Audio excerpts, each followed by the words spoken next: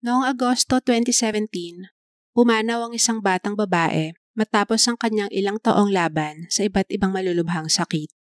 Ang balitang ito ay labis na nagpalungkot sa mga taong nakakaalam ng kanyang kwento. Marami sa kanila ang tumulong sa kani-kanilang paraan. Mga dasal, pagtupad sa kanyang mga munting kahilingan, at pagbibigay ng tulong pinansyal.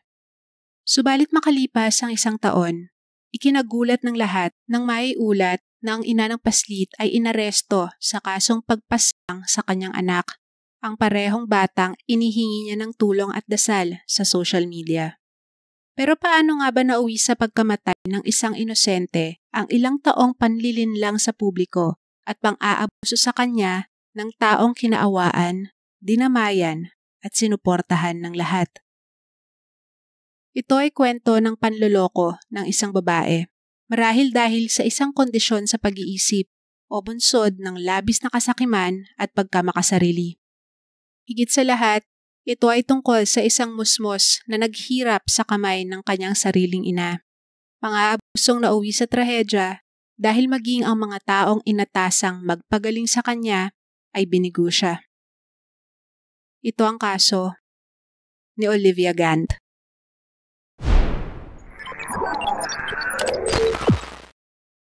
Tila hindi natin kayang bilangin ang mga paraan na nabago ng internet ang ating buhay. Mula sa pagdali ng komunikasyon hanggang sa pagpapalitan at pagpapalawak ng ating mga kaalaman. Ang teknolohiya ring ito ay isang epektibong daan para maibahagi ang mga istoryang nakakaantig ng puso. Partikular na yung tungkol sa mga taong nangangailangan ng iba't ibang klaseng tulong mula sa publiko. Mula sa pagbablog o vlog ng pinagdadaanan nila o pag-set up ng fundraiser sa mga crowdfunding platforms, naging madali na nga ang pagkalap ng donasyon, maliit man o malaki, mula sa mga tao saan man sa mundo. Para sa inang si Kelly, ang mga tulong nga na ito ang kanyang inasahan upang mabigyan ng saya, pag-asa at mas mahabang buhay ang kanyang anak na si Olivia. Si Olivia Gant ay pinanganak sa Pasadena, Texas sa Amerika noong June 21, 2010. Ang kanyang mga magulang ay sina Jeff Gant at Kelly Turner Gant at mayroon siyang 2 nakatatandang kapatid na babae. Hindi naging maayos ang pamilya ng mga Gant dahil na rin sa madalas na hindi pagkakasundo na mag-asawang Jeff at Kelly. Gayunpaman, naging sobrang malapit ni Olivia sa kanyang lolong si Lonnie Gautreaux na nagparamdam sa bata ng labis na alaga at pagmamahal. Subalit wala pang 2 taon si Olivia ay nagpasya si Kelly na iwan si Jeff sa Texas at lumipat silang mag-iina sa Colorado. Ito ay dahil sa magulong pagsasama ng mag-asawa, pero ayon kay Kelly, kinailangan niyang dalhin ang kanyang mga anak sa Colorado para mailapit sa mas malalaki at mas magagaling na pagamutan ang bunsong si Olivia na aniya ay dinapuan ng maraming malulubhang karamdaman. August 2011 nang magsimulang mag-blog si Kelly tungkol sa umano'y mga sakit ng kanyang 2 batang anak, gaya ng iba't ibang autoimmune diseases. Unang dinala ni Kelly si Olivia sa Children's Hospital Colorado noong taong 2012. Ayon sa babae, hirap daw dumumi ang bata at hirap din daw siyang pakainin ito simula nung ito'y bibi pa. Napagalaman sa ospital na may nakabarang dumi sa bituka ni Olivia. Nang matanggal nila ang bara ay bumuti naman ang kalagayan nito at wala na silang nakitang iba pang problema. Subalit muling dinala ni Kelly ang anak sa ospital at sinabing hirap daw kumain at hindi raw makatunaw ng pagkain ng bata. Dahil sa iba pang sintomas na inilarawan ni Kelly at dahil na rin sa pamimilit nito, kinalaunan ay inoperahan na nga si Olivia sa kanyang bituka. Sa kabila nito, patuloy pa rin ang pagdaing ni Kelly na hirap pa rin sa pagkain ang kanyang anak kaya ginamitan na siya ng feeding tubes para siya ipakainin. Pero bukod sa intestinal failure, sinabi rin ng babae sa mga doktor na ang bunsong si Olivia daw ay may autism, severe allergies, seizures, tumor, hydrocephalus at celiac disease. Dahil dyan, makailang beses na operahan ng bata at binigyan ng kung ano-anong gamot gaya ng anti-seizure medication. Sa loob ng 5 taon ay mahigit sa 1,000 beses umano dinala ni Kelly si Olivia sa doktor. Sa investigasyon ay hinayag ng mga doktor na ito na maaaring may developmental delay si Olivia, pero sa tingin nila ay wala siya ng mga malalalang sakit na sinabi ng kanyang ina. Kung bakit hindi sila nagsalita at kung bakit nila pinayagang dumaan sa matitindi at masasaklap na gamutan ng bata ay sila lang ang nakakaalam. Habang pinagdadaanan ng pamilya ang krisis sa kalusugan ni Olivia, ay walang hinto naman sa pag-update si Kelly sa kanyang blog na may title na Prayers for Olivia. Dito, dinedetalye niya ang samot-saring karamdaman daw ng kanyang anak at panay din ang post niya ng mga larawan nito na nasa ospital. Siyempre, sa bawat post ay nanawagan siya ng tulong pinansyal. Ang sabi niya, "Help this sweet girl with all the hospital bills she is incurring." Nag-set up din siya ng GoFundMe para kay Olivia noong July 2015 at ito ay nakalikom ng nasa $22,000 o 1.28 million pesos mula sa halos 200 na donors. Around the same time, pinayuhan ng isa sa kanilang mga doktor si Kelly na subukang pakainin ng normal si Olivia at tanggalin na ang mga feeding tubes nito. Pero tumanggi ang babae at sinabing sinubukan na daw nila. Sa isang pagkakataong sumailalim sa occupational therapy ang bata para matutong kumain ng normal, ay kinakitaan daw ito ng improvement. Pero sa huli ay hindi rin ito naging matagumpay dahil hindi naman prinaktis ni Kelly sa bahay ang mga itinuro kay Olivia sa therapy. Sa mga kilos na ito ng babae, tila ba sinasabotahin nito ang paggaling ng sariling anak. Kasi nga naman, mas marami siyang nakukuhang donasyon kapag miserableng tignan si Olivia. Sa mga sumunod na buwan ay walang patid ang pagbuhos ng tulong sa pamilya ni Olivia mula sa mga organisasyon at sa mga ordinaryong tao. Ngunit ang nagpa-viral sa kwentong ito ay ang pinost ni Kelly na larawan ni Olivia at ng kanyang bucket list. Ilan sa mga nakasulat doon ay "Be a fireman", "Catch a bad guy with police", "Ride a balloon", at "Feed sharks". Nakarating pa nga ang kwento sa Make-A-Wish Foundation, isang charity organization na tumutupad sa hiling ng mga batang may malulubhang karamdaman.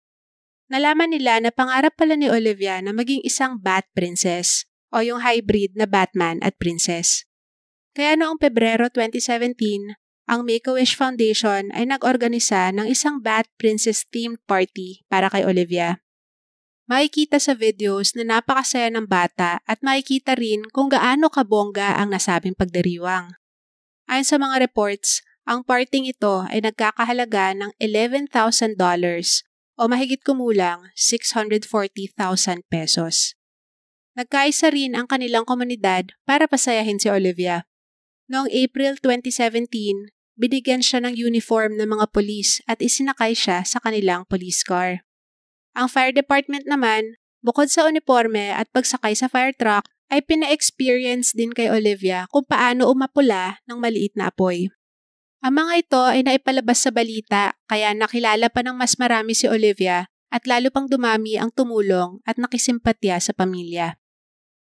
Noong July 2017, sa kabila ng hindi pagsang-ayon ng mga doktor, ay hiniling ni Kelly na itigil na ang artificial feeding kay Olivia. Ang mas malala pa, humingi ito ng Do Not Resuscitate o DNR order mula sa doktor.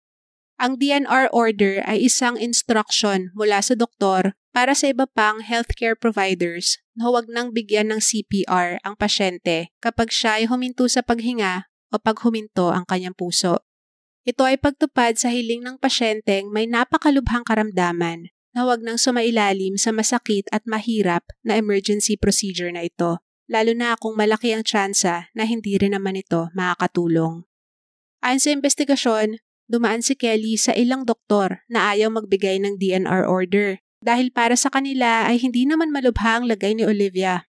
Sa kasamang palad, nakahanap siya ng isang doktor na pumayag dito dahil na rin sa kanyang pamimilit na hindi na raw talaga maayos ang kalidad ng buhay ng bata sapagkat lagi itong in pain at hindi nagagaling sa napakarami nitong sakit. Nang matanggap ang DNR order ay agad ipinatanggal ni Kelly ang mga feeding tubes ni Olivia at inihanda na siyang dalhin sa isang hospice care facility, isang pasilidad na nangangalaga sa mga pasyenteng nasa dulo na ng kanilang buhay. And the innocent little wormies for the days. Days are problem-free.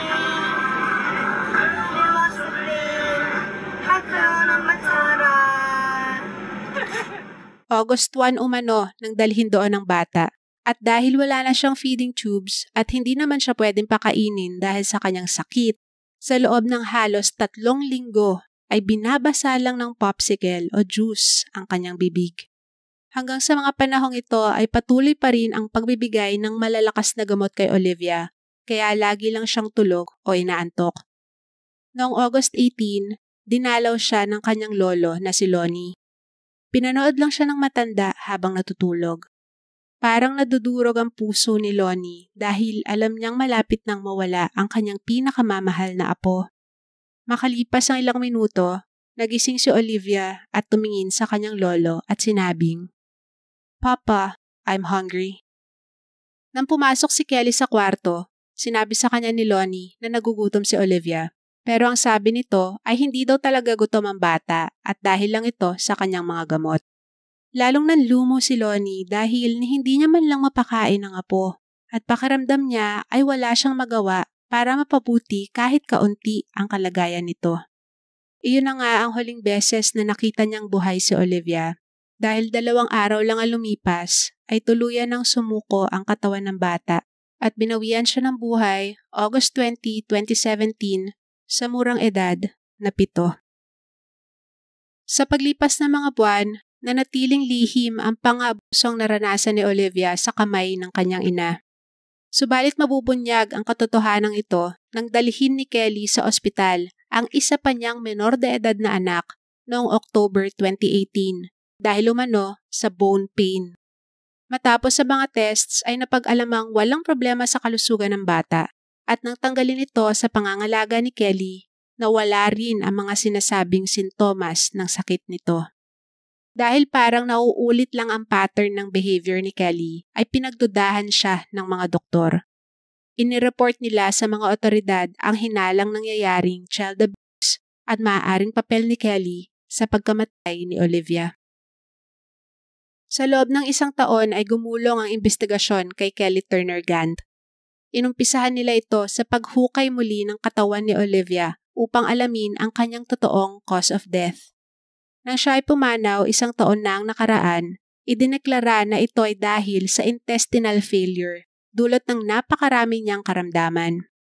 Subalit nang sumailalim siya sa isang autopsy, nadiskubre na hindi ito ang kanyang ikinamatay at sa katunayan, walang nakita sa katawan ng bata na magpapatunay na mayroon siya ng mga sakit na sinabi ni Kelly. Officially, ang kanyang cause of death ay undetermined. Dahil na rin siguro sa 1 taon nang lumipas bago pa siya nasuri. Pero marami ang naniniwala na ang ikinamatay ng bata ay kawalan ng nutrisyon o starvation dahil ilang linggo nga siyang hindi pinakain ni Kelly. In-interview rin ng mga investigador ang napakaraming doktor na tumingin kay Olivia at naka-interaction ni Kelly. Halos lahat sila ay nagsabing isang quote-unquote high-maintenance mother ang babae. At hindi ito takot na isa lang ang musmos na anak sa mga surgeries. Mapilit din ito sa kung ano ang sa tingin niyang karamdaman ng anak at kung ano ang gusto niyang gawin pagdating sa gamutan nito. Kahit marami silang di pagsang-ayon sa mga desisyon ni Kelly, ay wala silang magawa dahil siya ang legal guardian ng bata. At isa pa, hindi nila inakala na gugustuhin nitong ipahamak si Olivia. Naniwala sila na ang nasa isip lang ni Kelly ay ang ikabubuti ng kanyang anak. Noong October 2019 ay inaresto si Kelly Turner Gant para sa kasong pagpatay sa anak na si Olivia. Nag-plead siya ng not guilty December 2020. Maraming mental health professionals ang nagsabing maaaring mayroong Munchausen syndrome by proxy si Kelly. Ito ay isang mental illness kung saan ang isang magulang o caregiver ay nag-iimbento ng mga sintomas ng sakit o sila mismo ang dahilan ng pagkakasakit ng kanilang anak o inaalagaan para makakuha ng atensyon, simpatya o mga donasyon. Ang Munchausen syndrome by proxy ay isang malalang klase ng pang-aabuso, pero ito ay napakahirap ma-diagnose dahil na rin sa sensitibo ang paksa ng kalusugan ng isang mahal sa buhay. Ang kaso ni Gypsy Rose Blanchard noong 2015 ang isa sa pinakakilalang halimbawa ng mental illness na ito. Sa interview kay Kelly ng mga investigador ay pinabulaanan niya ang akusasyon na siya ang pumatay kay Olivia. Sa mga bibig niya mismo nang galing ang tungkol sa Munchausen syndrome by proxy, ngunit dinenay niya na mayroon siyang ganitong sakit sa pag-iisip. Bukod sa pagkamatay ni Olivia, kinasuhan din si Kelly ng fraud at felony theft dahil sa panloloko nito sa Medicaid o yung health insurance program sa US para sa mga low-income nilang mamamayan. Ayon sa mga ulat, nasa $500,000 o halos 30 million pesos ang halaga nakuha ni Kelly mula sa Medicaid para sa mga hindi kailangang gamutan ni Olivia. Kabilang din dyan ang panlilinlang ni Kelly sa mga charities at iba pang nag-donate sa kanila. Kasama rin dito ang mga hindi niya binayarang funeral services para kay Olivia sa kabila ng napakaraming tulong na natanggap niya para dito. Noong January 2022, tinanggap ni Kelly ang isang plea agreement at imbes na murder, siya ay nag-plead ng guilty sa kasong child abuse negligently causing death. Nag-plead din siya ng guilty sa mga kasong felony theft at fraud.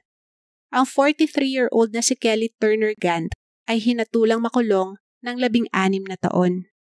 Sa kabila ng kanyang guilty plea ay patuloy niyang hinahayag na siya ay inosente at tinanggap lamang daw niya ang plea agreement para hindi na dumaan sa mahaba at mahirap na trial ang kanyang pamilya. Noong 2021, nagsampa ng isang civil lawsuit ang lolo ni Olivia na si Lonnie at iba pang kapamilya nito laban sa Children's Hospital, Colorado. Ito ay dahil sa kabiguan ng ospital na i-report ang kaduda-dudang mga kilos ni Kelly noong pinapagamot nito si Olivia. Tinanggap ng pamilya Gant ang isang settlement mula sa ospital pero hindi na naibalita ang halaga nito. Subalit ayon kay Lonnie, ang talagang nais nila ay ang magkaroon ng pagbabago sa kung paano hinahandle ng mga pagamutan at healthcare providers ang ganitong mga sitwasyon. Ayon sa kanya, isang maayos na sistema at panuntunan ang kailangan para protektahan mula sa ganitong klaseng pang-aabuso ang mga inosenteng gaya ni Olivia.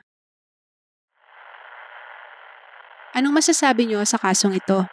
Sa inyong palagay, paano kaya maiiwasan ang trahedyang tulad nito kung ang pasyente at ang pamilya nila ang masusunod sa bandang huli?